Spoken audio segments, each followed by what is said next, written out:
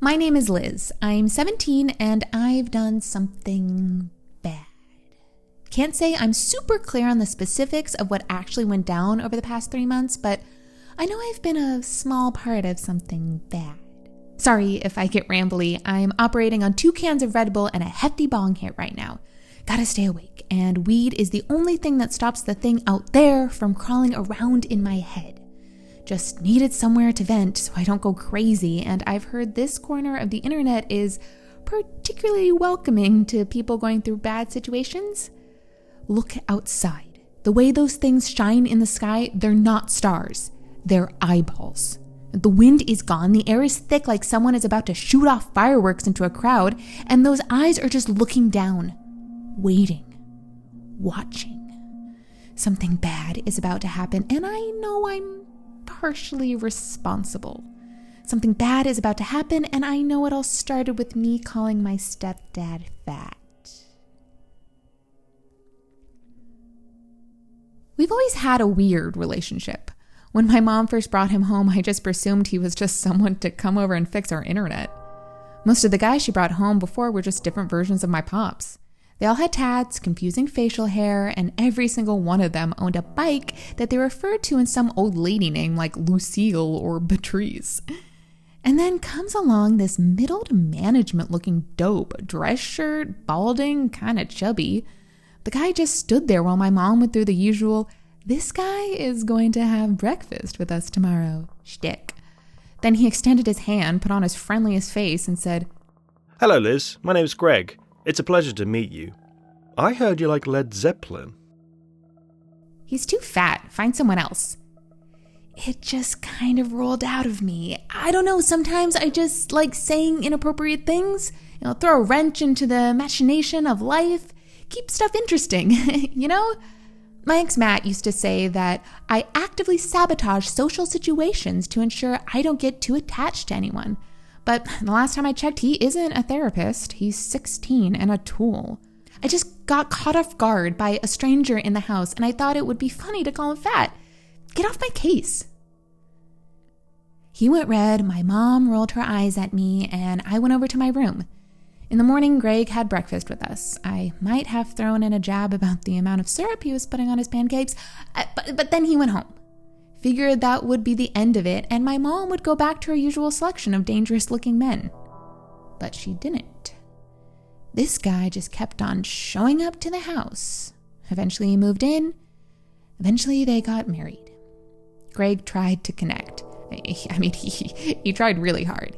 Kept asking me for movie recommendations and what it's like being a teen today and my opinions on literally anything that was on the television. But I just couldn't help myself.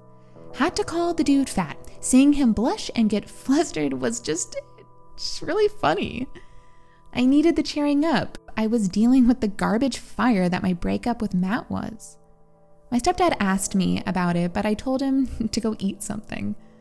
What would a 40-year-old balding dude know about love anyway? Life chugged along at a decent pace. Mom worked at a hospital out in the city. Greg managed his tourism thing in the old town, and I crawled into senior year under a mountain of essays and goodbye forever Snapchats from Matt. Then Corona happened. You know the story. Deadly cough spreads from Wuhan to the rest of the world. Everything shuts down. Everyone spends their dinners watching the television, looking at bar charts and worrying about a collapse of modern society. Mom moved from the suburbs to the city to live with her sisters so that she could be closer to the hospital, and I was left alone with Greg. The guy kept on trying to talk to me in that weird, "let's be calm" voice that he would put on whenever something bad was happening. The world was imploding outside and Greg wanted to be calm. I was having none of that. I was scared, and there was no way I was going to let him turn a global pandemic into a bonding moment. Whatever attempt the guy made at connecting, I rebuked with a fat joke. But he just kept on pushing. I was doing a pretty decent job of holding him off until dinner rolled around. When I sat down to eat that bullshit spaghetti he makes, he asked me if I'd been crying. Hell yeah, I'd been crying. I was scared, but I wasn't going to give him the satisfaction. Just sat there in silence listening to the news. The newscaster on the screen had his usual sharp suit and gelled hair, but hid his face under a mask that had the distinct visual vibe of being pulled out of a dumpster. Lockdown effective as of midnight. No leaving the house unless it's for grocery shopping, work, exercise, or to provide aid in family emergencies. I burst out laughing. It wasn't a, oh, that's funny laugh, but more of a throaty release of energy that I didn't know what to do with. The fear of missing out on my graduation, on the house parties, on the chance to hook up with someone to make Matt jealous before he moves on to uni. You know, all that anxiety manifested into a strained chuckle. What's funny? Greg asked with that dumb, let me be your friend smile. I just imagined you exercising and it made me laugh. I blurted out. Because you're fat. Not my greatest comedic work, I'll admit. I've definitely delivered better zingers over the years, but this one, this insult pushed something in him. He didn't blush or look away. Something in him snapped. By the time I was back in my room, I stopped giggling. I started to feel a bit bad, but I just shrugged it off. He's an adult. Adults can handle these things. Every evening, my mom would call to check up on us and fill us in on the situation in the hospital. That evening, while I laid in bed scrolling through scary news articles, I could hear Greg talk to her through the wall. Guy didn't do a lot of talking. It was all just sighs and, that must be difficult, I'm so sorries, and I wish I could be there for yous. The guy might have the personality of a plain wallpaper, but there was a sweetness to him. If Matt would have talked to me like that, we'd still be together. I listened to Greg consoling my mom through the wall for almost an hour. Then she called me. She sounded like she'd been crying. I asked her how work was. She said it was hard. I didn't press further. Figured she'd already got it out of her system and didn't want to talk about it. I told her it's going to be a tough 2 weeks. She said it was going to be longer than 2 weeks. I then told her I was scared. She told me it would be fine. I told her I couldn't think about anything other than the pandemic. She told me I should only worry about things that are in my control. Asked me to be nicer to Greg, and recommended me a bunch of shows to binge. Honestly, that's what's got me through this whole pandemic business. Binging content online.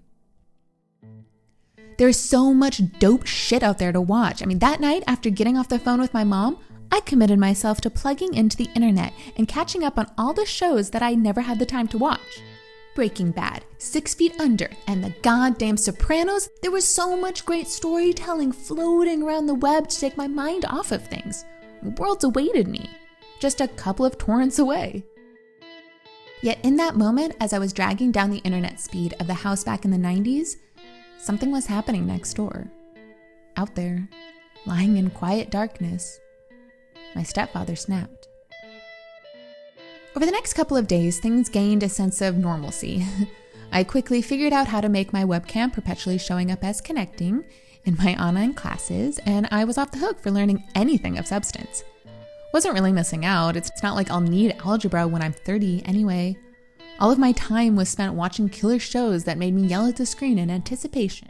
The pandemic was happening outside, but in my room, I was in the midst of a courtroom drama, infiltrating the FBI with drug smugglers and flying around on dragons and shit. My head was so deep in other people's stories that I completely lost track of mine. The long panic-filled days turned into brisk binge-filled weeks. I would only leave the comfy nest of my room when I either needed to go to the bathroom or when I would eat with Greg. I was binging shows and Greg was changing. I guess I kind of noticed. A part of me definitely registered that Greg wasn't looking great. He was still the same boring, balding dude who lived in my house, but he looked impossibly tired. He would stare into his food with bloodshot eyes, barely being able to lift his fork under the strain of his arm, and there was always a thickening aura of sweat around him.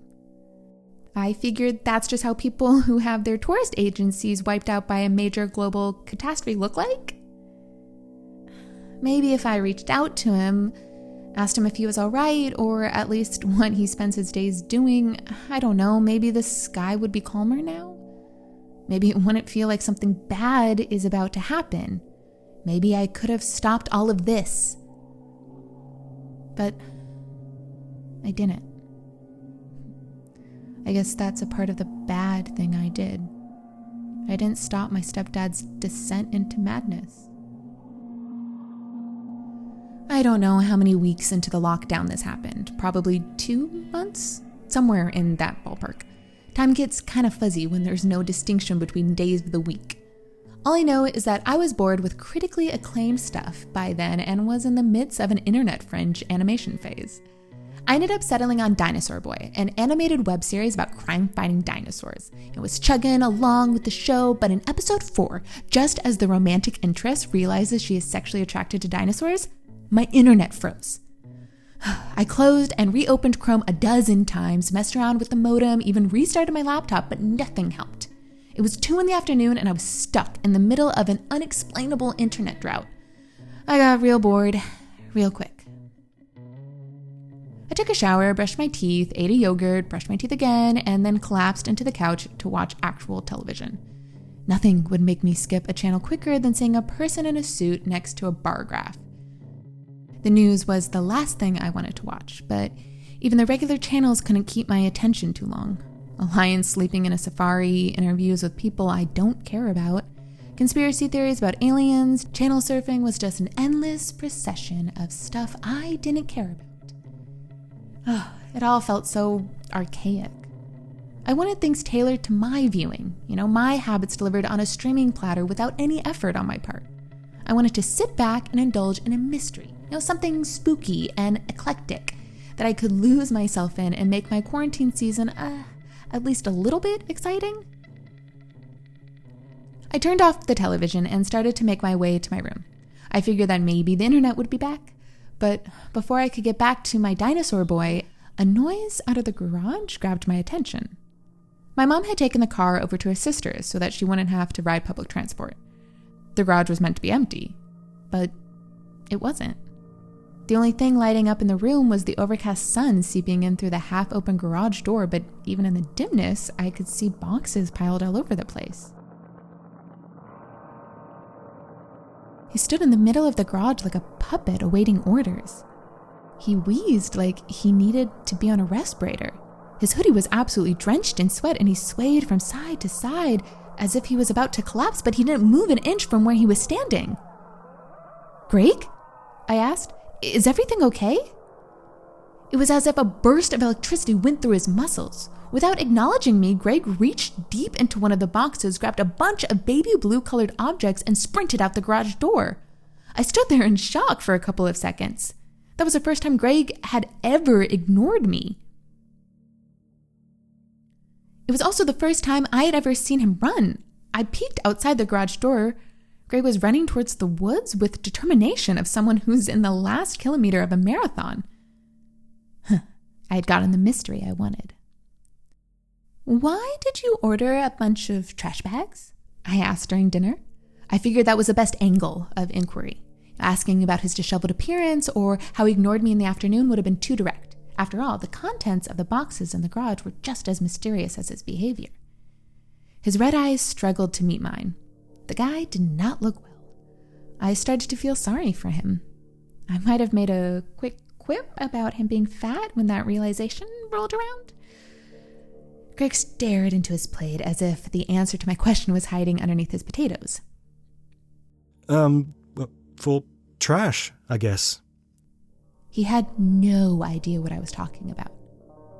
I had made my stepdad uncomfortable 1,000 times before. I know what an uncomfortable Greg looks like, but what I saw in his eyes that night was not just discomfort. Me asking about the trash bags shook something deep inside of him. This man was haunted by something. "You'd better not be planning on running away with all that food," I mumbled to dull my empathy. My heart wasn't in it, I had to admit. I was worried about my stepdad. That night, for the first time since puberty hit, I kept my bedroom door cracked open. Back during the series-filled nights, I could recall the creaking of floorboards sneaking in past my headphones. Figured Greg was just going to the bathroom. Didn't make anything of it. That night, through the crack in my bedroom door, I found out his nightly trips were not to the bathroom. I followed him. Greg grabbed another heaping of trash bags from the garage before he ran out onto the street. The guy moved with mechanic precision, as if he was some weird, sweaty, middle-aged wind-up doll that someone had decided to send on a jog down into suburbia. I ran a couple paces behind him and found myself losing my breath. I almost went home, figured that maybe my stepdad just got into a self-destructive exercise routine. Thought that nothing mysterious was at play. But then, the others started to appear. The gentle freshness of the night air was quickly replaced with the thick stink of a sweaty crowd. The closer we got into the forest, the more of them there were. Other joggers, all sorts of shapes and sizes, all wheezing through damp face masks that clung to their wet faces. They all looked like they had gone through whatever hell my stepdad had gone through. The pounding of the sneakers, the wheezing, it all amplified into a single procession of stomps and struggle. There was a low rumble in my head. I tried convincing myself that I was just imagining things, that the stink of the crowd was getting to me, that the barrage of footfall was making me hear things. But soon, the rumble morphed into this thunderous, undeniable voice. "Leave," it said. "The 100-eyed God compels you to leave." The voice was clear, but there was something else lingering beneath it. Something that crawled through my brain, searching, grabbing at parts of me that made me feel ill. My legs started to feel rubbery. I wanted to go home and crawl into bed. Greg got lost in the congregation of drenched hoodies and sweat palms, and soon enough the whole crowd of joggers stomped and wheezed past me. I couldn't go on. I stopped. The stink of the crowd drifted away. The stomping of the joggers drifted into the night until it was swallowed up beneath the chirping of crickets. Within a couple of minutes, it was as if they never existed at all. The crowd was gone. The voice was gone, but that thing, that strange force that ruffled through my brain was still unearthing everything it could. I stood in the middle of a tranquil suburbia, but my mind was on fire. I had spent the past 3 months binging through stupid shows when I could have been learning a new skill. I fried my brain on television while other people were learning shit, improving themselves. The economic system was going to collapse and I wouldn't get a real job until 30? I mean, my graduation was canceled. All of my friends were probably having secret house parties that I wasn't invited to. Matt was probably crushing on someone else. All of these thoughts came as one giant, never-ending wave of failure. I shuffled my feet back home, straining under the weight of my own thoughts. I was completely hopeless. As soon as I got home, I did the thing I always do when I'm feeling hopeless. I took a massive bong hit. I know, it's definitely not a healthy approach to things, but a bit of pot to recontextualize things can be actually good from time to time. That's at least what my biological dad used to say. Sometimes he'd shout it. Either way, that silky hit wiped all of the worries away. Suddenly, I was keenly aware of my age, how the pandemic was being handled in my corner of the world, and how I could do so much better than Matt. I popped in my headphones, threw on some Zepp, and floated on those godly licks. But even though my face was melting and my mind was floating thoughtlessly somewhere in the cosmos, there was a thirst in me. That mystery, that excitement of something out there, out of the ordinary that I craved for the past 3 months. This was it. The mystery of the 100-eyed God. It had a nice ring to it. Sobriety didn't lessen my commitment to finding out what the whole 100-eyed God thing was about. I spent the whole morning watching Greg like a hawk. If he was going to go on another Eldritch run, I was going to be right behind him. But Greg wasn't going anywhere. He spent all morning sitting on the couch staring into nothingness. I tried talking to him. Didn't even throw in any fat jokes. But all the guy would do is mumble something underneath his breath just to keep on staring into oblivion. I mean, the man was gone. By the looks of it, he had been gone for a long time. I looked into those blank eyes trying to find any sign of life, but all I could see was my own confused reflection. "I am tired," he suddenly said with no emotion. "I will go take a nap. You should go enjoy your shows." He staggered over to his room and shut the door. I went back to my room and prepared my supplies. When he peeked in through the crack in my door, all that Greg saw was his teenage stepdaughter lost in whatever award-winning series she was streaming on her laptop. He stared at me with those blank eyes for a bit, but I didn't twitch. He stood in my doorway for what felt like an eternity, but then he turned around and left. I could hear him walking towards the garage. I followed. The streets were considerably livelier than they were the night before. Groups of chatty dog walkers milled around catching up on their pandemic drama. People were sipping on beers out on their lawns. The world was slowly turning back to normal. Yet, as the asphalt of the suburbs turned into packed dirt of the forest, all traces of normality disappeared. The other joggers were back. The voice was back. Leave. It thundered. The 100-eyed god compels you to leave. As the words of the 100-eyed god echoed through my skull, as the sweat-drenched odor of the other joggers started to replace the piney scent of the forest, the thoughts came back. I had wasted 3 months of my life. Everybody secretly hated me. Matt was making out with someone else. I popped a joint in my mouth and sparked up. My lungs didn't agree with the mixture of smoking and exercising, but all traces of that forceful neuroticism that voice of the 100-eyed god provoked in my head were wiped away and replaced with an electric curiosity. Who were these people? Where were they going? What was this 100-eyed god? When the trees of the forest blocked out any sign of suburbia, another group of joggers emerged. As exhausted as the group that I was running with looked, the joggers that ran towards us from the forest looked even worse. Not only were they sweaty and sunburnt and unkempt, they were also straining their bodies beneath bloated trash bags filled with something so heavy that the plastic cut into their shoulders. What were they carrying? Why are they doing this? Where are they coming from? My last question was answered with a burst of sunlight. My jogging party had arrived at a clearing in the middle of the forest.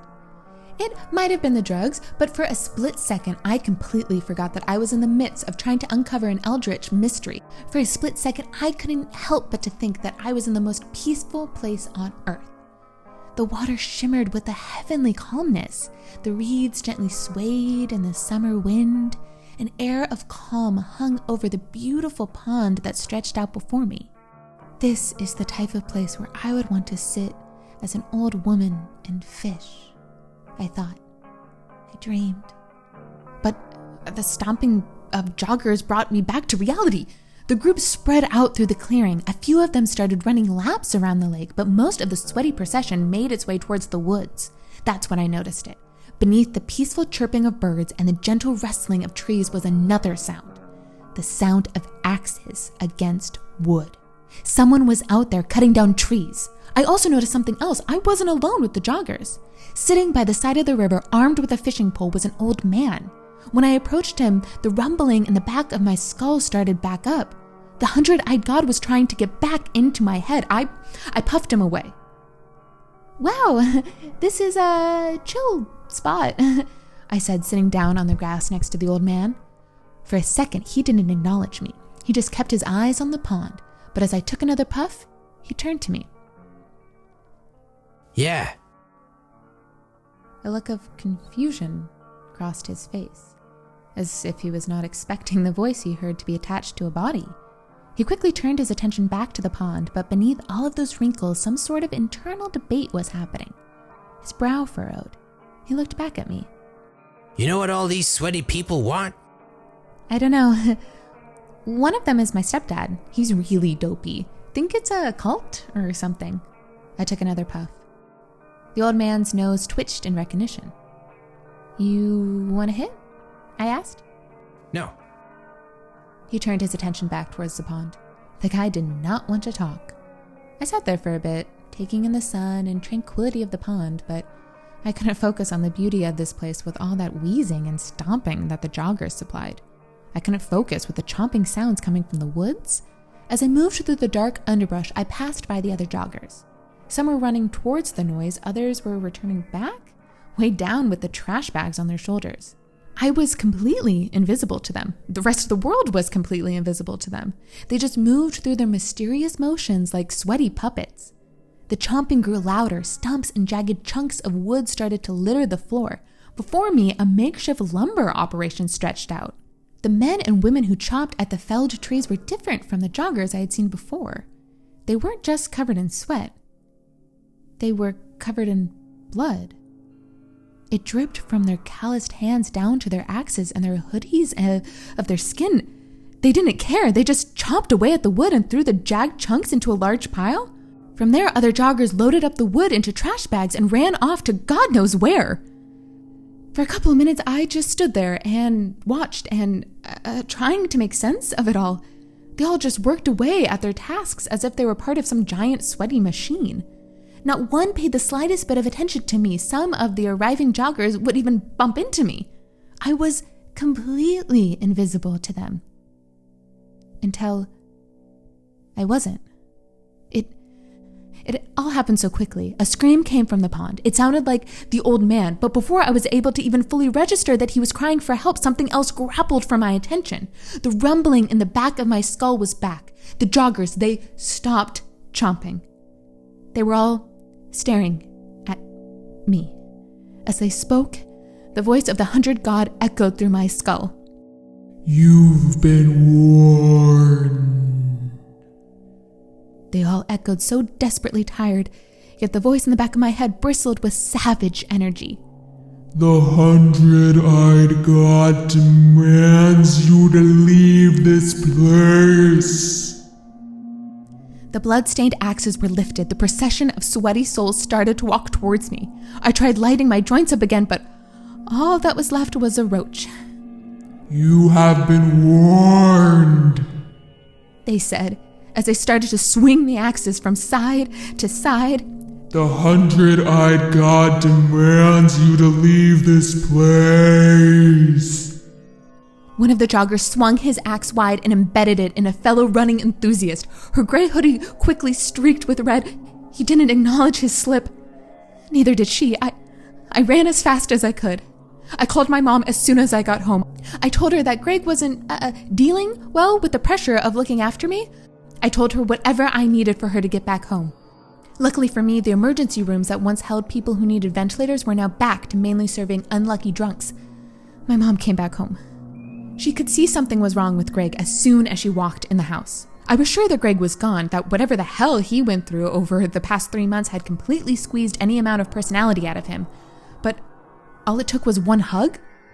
As soon as my mom wrapped her arms around him, it was as if he plunged back into reality. He told her that he had started exercising, that he wanted to impress her by losing weight, but that something bad took control. He couldn't remember most of what happened over the past 3 months. There were flashes of memories, but none of them made any sense. Greg's voice was shaky at first, as if he was getting used to being back in his skin, but soon enough he calmed. Soon enough he was back to being regular, aggressively boring Greg. The three of us had dinner, and I did my best not to make any fat jokes. It was nice knowing that Greg didn't fall into some mental abyss, and I was more than ready to pass out after all the running I had done. But as I lay in bed trying to fall asleep, the mystery of the 100-eyed God wouldn't give me rest. My head was filled with too many questions for me to rest. I rolled another joint to take my mind off of things. It simply made the questions more potent. Who is the 100-eyed God? What is happening out there by the pond? Why does it feel like tonight is the beginning of something horrid? I wrestled with these questions. I tried to push them out, but that mystery, that thirst, wouldn't let me rest. I knocked back 2 more Red Bulls, took a bong hit for good measure, and snuck out of the house. The pond is no longer tranquil. In fact, the pond no longer exists. The water is gone. Where once stood a little forest Shangri-La, there is now a raw, muddy crater filled with dying fish. There was no procession of sweaty joggers as I made my way towards the pond tonight because they were already here. They stand, wheezing and exhausted, ready to serve their enigmatic master. Shambling figures emerge from the woods. These people are not wearing workout clothes, but they look like they've been through the same hell that all those joggers have been through. With veiled offerings in their hands, they join the crowd. There is a tension in the air, as if 1,000 lightning bolts are to strike at the same time.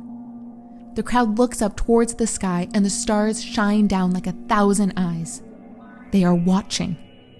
They are waiting.